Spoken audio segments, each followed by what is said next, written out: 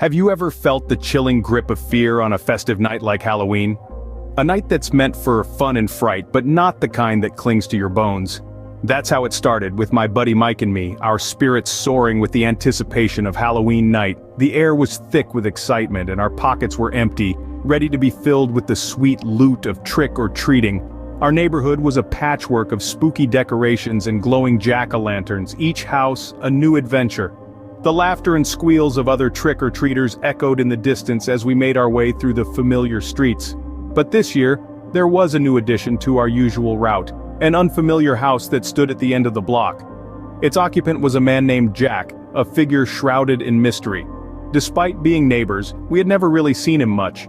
Jack was friendly, sure, always greeting us with a smile, but there was something about him that felt off. It was his eyes, I think. They were cold, distant, like an icy wind blowing through a desolate landscape. Whenever he looked at you, it felt like he was looking right through you, like you were nothing more than a specter, a ghost. Mike, being the more daring one, was eager to explore this new house. I, on the other hand, was a bit more hesitant. There was an unsettling feeling about the place, like a whisper of danger that prickled at the back of my neck. But before I could voice my concerns, Mike was already bounding up the steps, his hand outstretched towards the doorbell. And then, ignoring the ominous feeling, Mike rang the doorbell.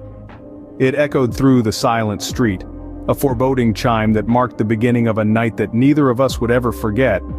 Our Halloween night was just beginning, and little did we know, it was about to take a terrifying turn. As the door creaked open, a cold shiver ran down my spine. The house was an abyss of shadows, a stark contrast to the festive atmosphere outside. It was as if we had stepped into a different world, a world where the air was thick with an unnameable mustiness. Yet there was an undercurrent of something sweet, something tantalizing, the scent of candy. We followed Jack through the maze of dimly lit rooms, each one more unsettling than the last, but our eyes were fixed on the prize. A massive bowl of candy sat on the kitchen counter, glimmering like a treasure chest under the weak light of a solitary bulb. It was a sight that could make any kid's heart race with excitement. But not mine. Not then. Just as Mike's hand extended towards the candy, I noticed the change. The joviality in Jack's eyes had vanished, replaced with a chilling emptiness that froze me to the core. His smile, once friendly, now seemed grotesque, twisted into a grin that could curdle milk, and then, the unthinkable happened. The room was suddenly filled with a metallic clanging sound. It was a knife, gleaming ominously under the dim light. Jack was holding it, the cold steel reflecting the monstrous grin on his face. A paralyzing fear gripped me. Time seemed to slow down, each second stretching into an eternity. Mike was still reaching for the candy, blissfully unaware of the impending danger. And then, Jack moved. It was a swift, fluid motion, a predator pouncing on its prey. And before I could even scream, he lunged at Mike. In that moment, time stood still, and then, survival instinct kicked in. Every ounce of fear in my body transformed into adrenaline, fueling my desperate dash towards the exit. My heart was pounding like a drum, echoing the chilling laughter that was trailing behind me.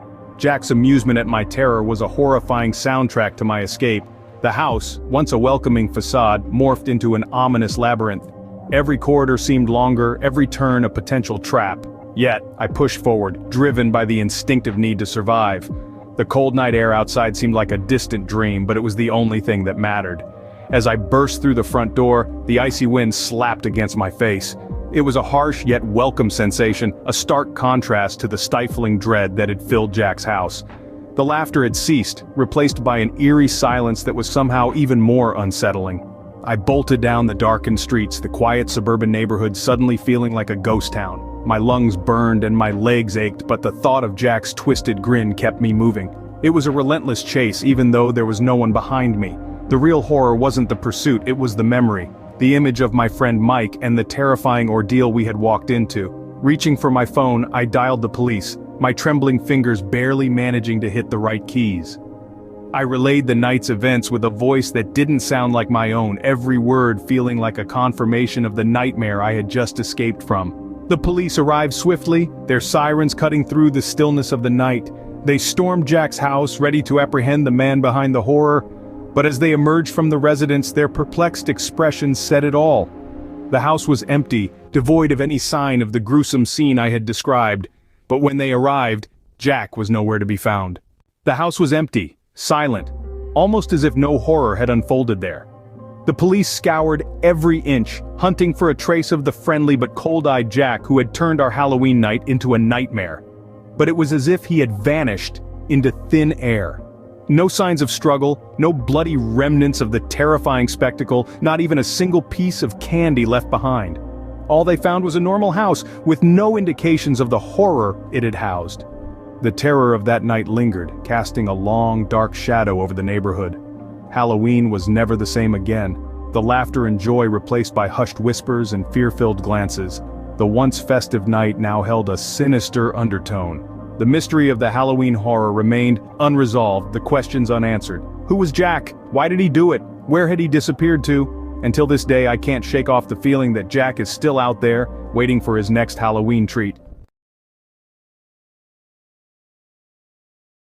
Ever dared to venture into an abandoned factory at the witching hour on Halloween? Such was the challenge posed to my friends and I, a dare designed to test our mettle and our love for all things spooky. You see, on the outskirts of our town lay an abandoned factory, a relic of bygone times. Its towering silhouette, barely visible against the night sky, beckoned us with a chilling allure. This wasn't just any factory though, it carried a dark history, shrouded in whispers of a terrible accident from years past. It was a place where time seemed to have halted in its tracks, leaving nothing but eerie silence and rusted machinery in its wake. A perfect setting for our Halloween adventure, we reckoned. With the cloak of midnight wrapped around us, we embarked on our daring expedition. Our only sources of light were the dim glow from our phones, casting long ghostly shadows that danced with every step we took. The factory grounds lay shrouded in an oppressive darkness, making the broken windows and decaying structures appear as gaping mouths and skeletal remains of a once thriving entity.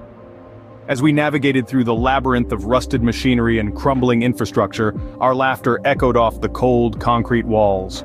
It was a feeble attempt to mask the undercurrent of fear that was slowly creeping in. The factory was not just a building, but a living, breathing entity, its silence interrupted only by the occasional creaking of metal and the distant hooting of an owl. We explored deeper into the belly of the beast, the factory's cold, metallic scent permeating our senses. The eerie stillness was punctuated by our footsteps, the clattering of a loose metal sheet, or the distant drip-drip of water somewhere in the bowels of the building. As we delved deeper into the factory, the air grew colder, and our laughter began to falter. We could sense an unseen presence, its weight heavy in the air. It was as if the factory was watching us, its silence a grim testament to the dark secrets it harbored. Our Halloween adventure was just beginning and the true horror was yet to unfold. Have you ever heard a sound so chilling that it seems to freeze your very soul? As we ventured deeper into the belly of the abandoned factory, our laughter and jests were abruptly cut short by a sound that was as ominous as the darkness surrounding us. It was a scraping noise. An unsettling symphony of metal against concrete that echoed through the vast emptiness of the factory. At first we brushed it off as a mere whisper of the wind, a ghostly residue of the factory's past. But as we continued our exploration, the sound persisted, growing louder and more defined. It wasn't the wind, it was something else, something far more unnerving. It was as if someone, or something, was dragging a heavy metallic object across the factory floor.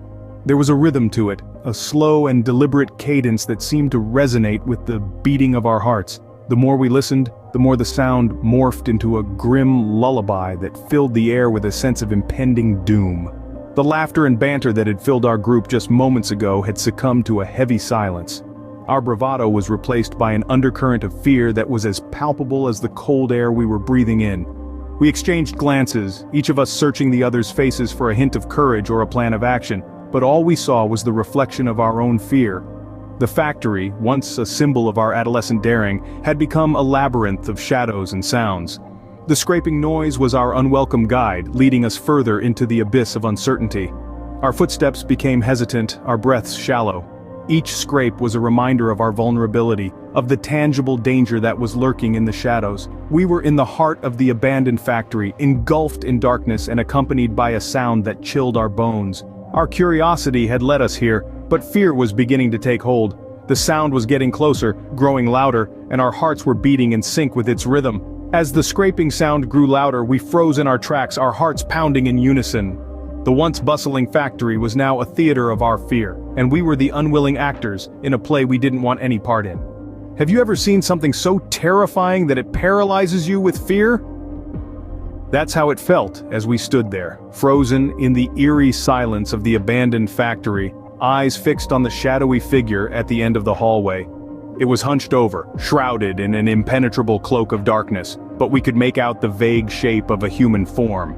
The figure was dragging something behind it, something long and metallic that scraped against the concrete floor. The sound was sharp, grating, echoing through the vast emptiness around us. It was a bone-chilling symphony of horror, a sound that seemed to seep into our very souls.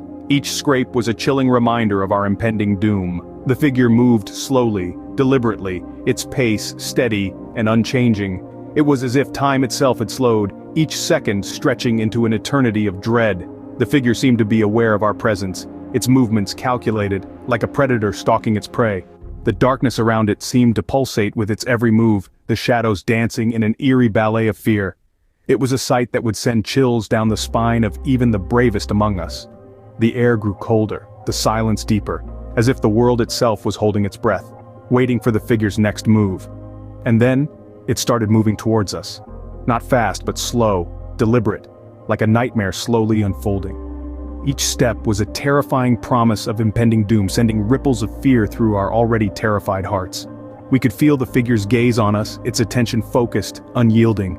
We were trapped, rooted to the spot by an unseen force, our minds screaming at us to run but our bodies refusing to obey. The figure continued its slow advance, the scraping sound growing louder, more insistent. It felt as though it was closing in, drawing nearer with each passing second. In that moment, it felt as though we were being hunted, our every move watched by this ominous figure. The fear was palpable, a tangible entity that seemed to envelop us in its icy grip. It was a moment of pure, unadulterated terror, a moment that would haunt our nightmares for years to come. Have you ever ran so fast it felt like your life depended on it? That's what it was like for us, sprinting away from the shadowy figure in the factory. The chilling sound of metal scraping against the floor echoed in our ears, growing louder with every heartbeat. We could feel our adrenaline pumping, the fear propelling us forward faster than we'd ever moved before. The factory, once a symbol of curiosity and adventure, now represented pure terror. Yet somehow, we made it out. We stumbled into the open air, gasping for breath, our hearts pounding like a thunderous drum. We were alive, we were safe. But as we looked back at the factory, the menacing figure and the haunting sound were nowhere to be found. It was as though they had vanished into thin air. As we looked back at the looming factory, we could only wonder, had we really been alone? Or had our fears conjured up the horror we thought we faced? Halloween, a night of joy, laughter, and chills. But for me, it was the night I came face to face with my worst nightmare. The last Halloween was like any other, filled with the warmth of family, the thrill of scary movies, and the joy of handing out treats to eager trick-or-treaters. It was a night where jack-o'-lanterns were lit, casting an eerie glow on our cozy living room. A night where the air was filled with the sweet aroma of caramel apples and the laughter of children echoing in the distance. It was a night of comfort, a night of tradition. Yet as the clock struck 8, a chill ran through the house. The doorbell rang, breaking the rhythm of our laughter. I remember walking to the door, expecting to see a group of kids in their cute, often hilarious costumes. Little did I know, that moment would become the turning point of my life. But when I opened the door, I was met with a sight that sent chills down my spine. Staring back at me was this old man, too close for comfort, his eyes piercing right through me. His age showed in the creases of his face like a road map etched with tales of time. His smile, as unsettling as it was the kind that could make the hair on the back of your neck stand on end. It was a smile that held secrets that I wasn't sure I wanted to unravel. His hand clutched a bag that at first glance appeared ordinary. But a closer look revealed its disturbing contents. It wasn't brimming with candies, as one would expect on a night like Halloween.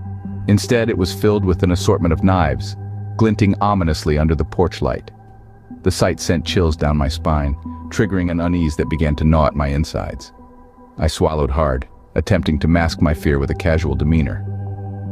Sorry, dude. We're all out of candy," I stammered, hoping he would leave.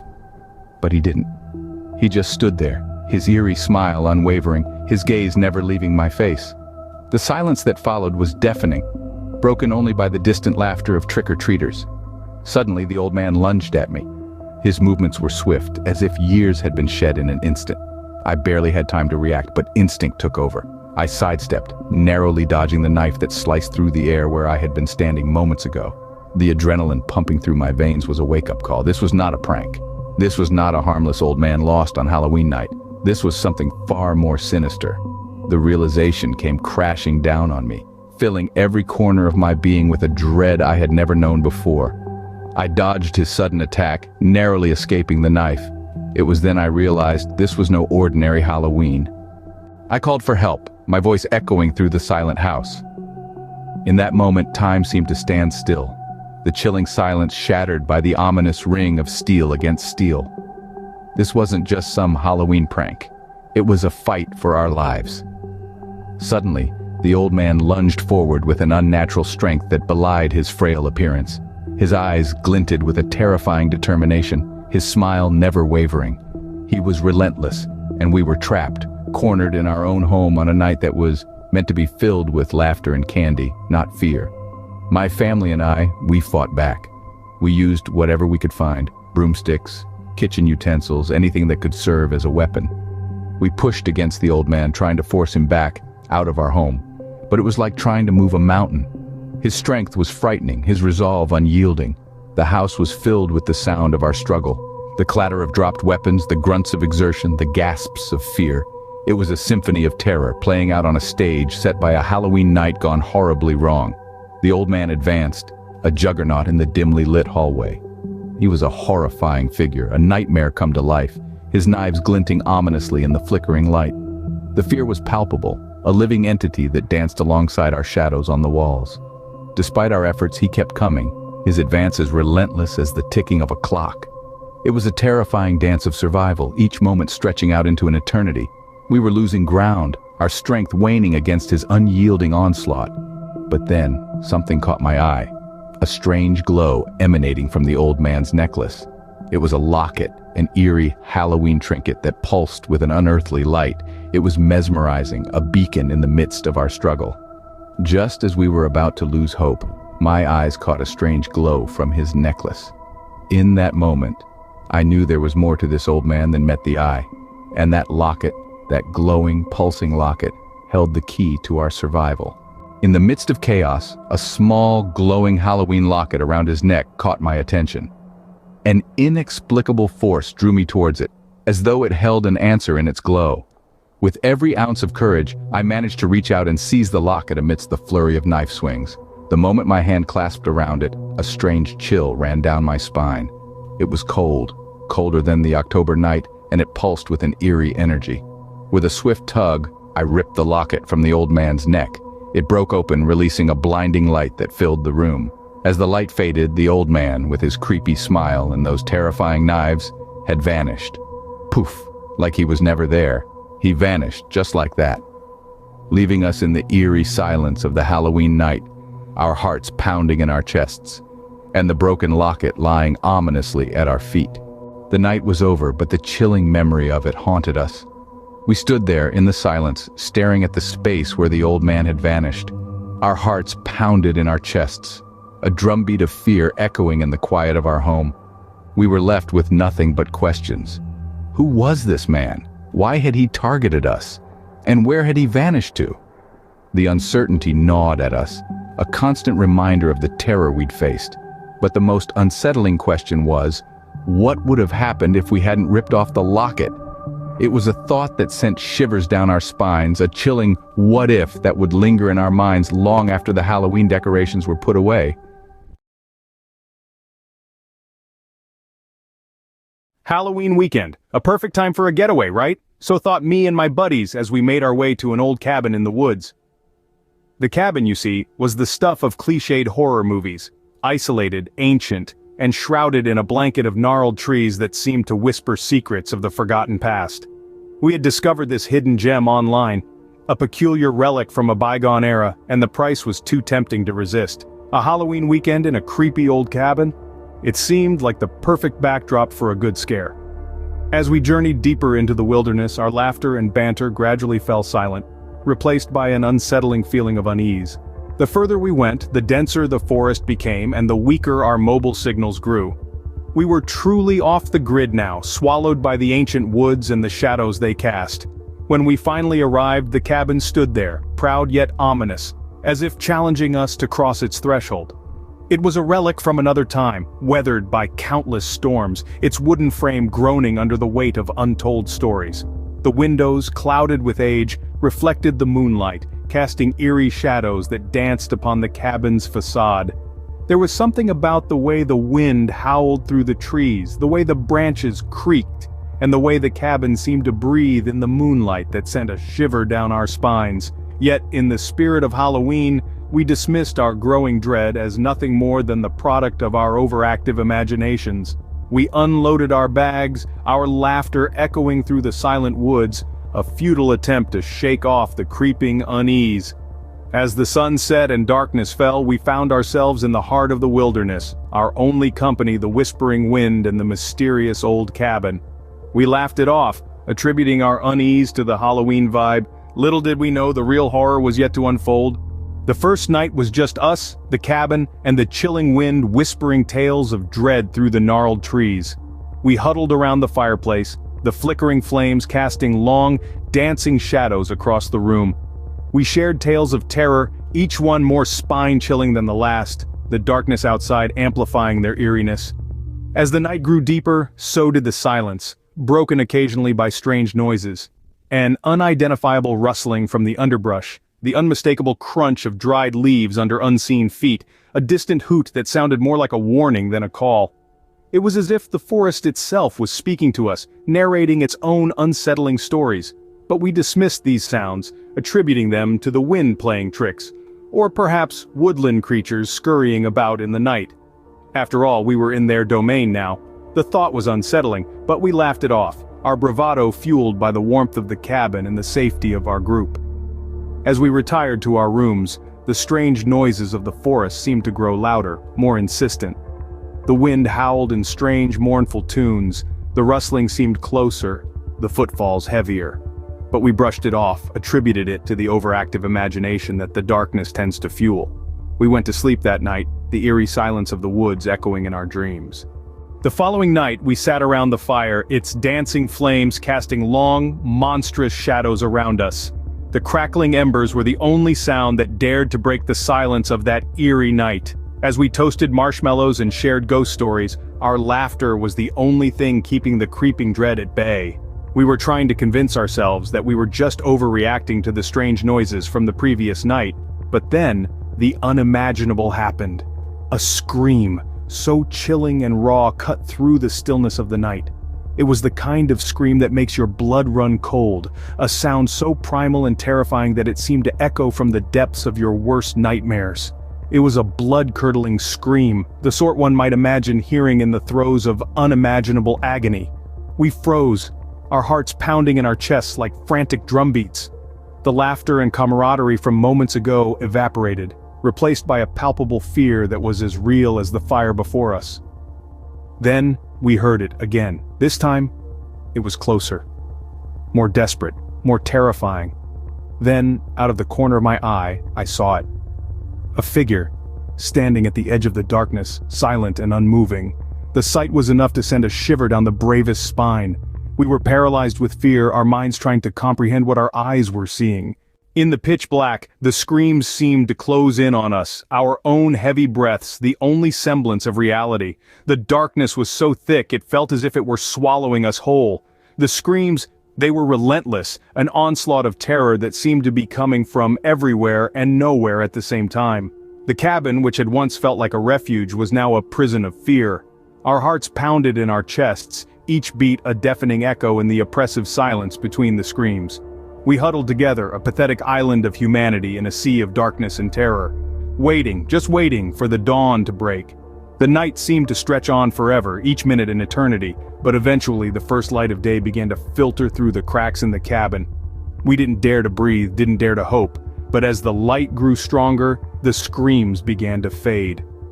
With the coming of day, we gathered what little courage we had left and made a run for our car. We didn't look back. We didn't stop until we were miles away, the cabin nothing more than a chilling memory in our rearview mirror.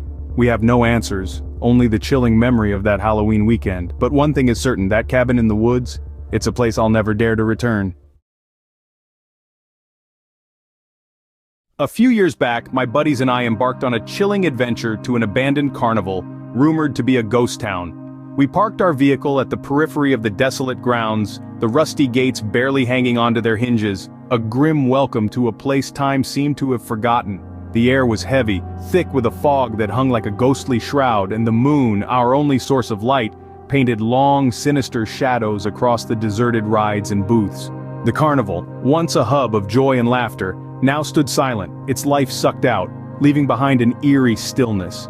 It was like stepping into a different realm, one where the past and the present collided, and time held no meaning. As we ventured deeper into the heart of the carnival, the silence was broken by soft whispers and giggles, echoes of a time long gone, that seemed to ripple through the fog-laden air.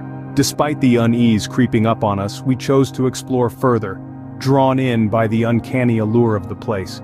It was then we stumbled upon an old secluded booth tucked away in a corner. The faded sign above the entrance creaked in the wind, the words, "Madame Zara's Mystical Fortune-Telling," barely legible. The booth, shrouded in mystery, seemed to call out to us. As we stepped closer, the scent of ancient incense wafted out, and the sight of faded tarot cards and dusty crystal balls, scattered haphazardly, added to the enigmatic aura. In the corner, a relic of the past caught our eye. An antiquated fortune-telling machine, its painted-on grin more sinister than friendly, a silent witness to the carnival's forgotten tales. Unable to resist the pull of curiosity, we decided to give it a go. My friend Mike slipped a coin into the slot, and with a creak and a whir, the machine sprang to life. As the lights flickered, our hearts pounded in anticipation, oblivious to the chilling journey that lay ahead. As curiosity overpowered us, we decided to enter the fortune-teller booth, oblivious to the spine-chilling experiences that awaited us. Inside the booth, the scent of incense hung heavy in the air, and the walls bore faded tarot cards and crystal balls. An antique fortune-telling machine stood in the corner, its paint peeled and chipped, revealing a grinning visage that seemed to leer at us from the shadows. The machine was a relic of a bygone era, a time when such novelties were the main attraction at fairs and carnivals. Its mechanical eyes, lifeless and dull, stared out at us, as if daring us to drop a coin into its slot. Mike, always the brave one amongst us, stepped forward, a glint of challenge in his eyes. He rummaged through his pockets, fishing out a coin, and with a flick of his wrist, he sent it clattering into the machine. The room held its breath as the machine whirred and creaked to life. The lights flickered ominously, casting long dancing shadows that seemed to play tricks on our eyes. With a shudder and a jolt, the machine spat out a strip of paper. Mike picked it up, a smirk playing on his lips as he read out the message. "Beware the darkness that lurks in the heart of the carnival. It hungers for souls, and on this Halloween night, it will feast." The words hung in the air like an invisible specter, their implications chilling us to the bone. We tried to laugh it off, to convince ourselves that it was nothing more than a cheap trick, a pre-programmed message meant to scare gullible visitors. But there was a palpable shift in the atmosphere, a creeping unease that seemed to seep into our bones. We laughed off the chilling prophecy, but then we heard footsteps behind us, slow and deliberate. The sound echoed through the empty booth, a stark reminder of our solitude. We turned around, but there was no one there, just the empty carnival, its silent rides and booths bathed in the cold, eerie glow of the moon. Suddenly, everything wasn't so funny anymore. We turned around, but there was no one there, just the terrifying expanse of the empty carnival. The moon, once our sole source of light, chose to hide behind the clouds, leaving us in a world of darkness. It was as if the carnival had swallowed the moon, leaving us blind in its belly. The once comforting silence of abandonment was replaced by an eerie stillness that hung in the air like a shroud. Then, without warning, the carnival lights flickered, fluttered, and faded, plunging us into an abyss of pitch black. Our hearts pounded in our chests like frantic drumbeats, the only sound in the deafening silence. Out of nowhere, the silence was shattered by a scream, a chilling sound that echoed through the empty carnival. It was a scream of pure terror, raw and primal, a sound that seemed to resonate within our very bones.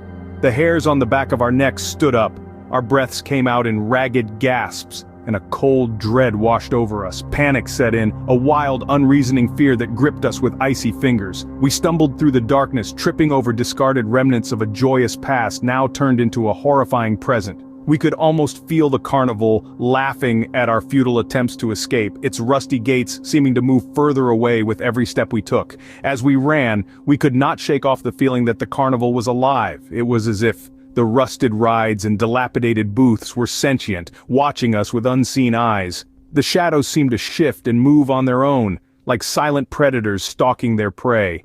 It felt like the carnival was not just a place, but a living, breathing entity. A malevolent force that was trying to trap us within its iron grasp. We thought we had escaped the horror of that night. As we sped away from the abandoned carnival, our hearts pounded in our chests like a drum echoing through the silent night. The eerie whispers and giggles of the unseen terrors seemed to follow us, a chilling reminder of the nightmare we had just lived through. In the safety of the car, we were desperate to convince ourselves that it was just our imaginations running wild, that the fear was only in our minds. But the cold dread that had wrapped itself around us in the heart of the carnival refused to loosen its icy grip. Days turned into weeks, weeks into months, and yet the chilling memory of that Halloween night still lingers. An unsettling reminder of the lurking darkness that resides in the abandoned carnival, a silent predator in the shadows. We thought we had escaped. We thought we were safe. But to this day I can't shake the feeling that the darkness in the heart of the carnival is still out there, waiting hungry for more souls to devour.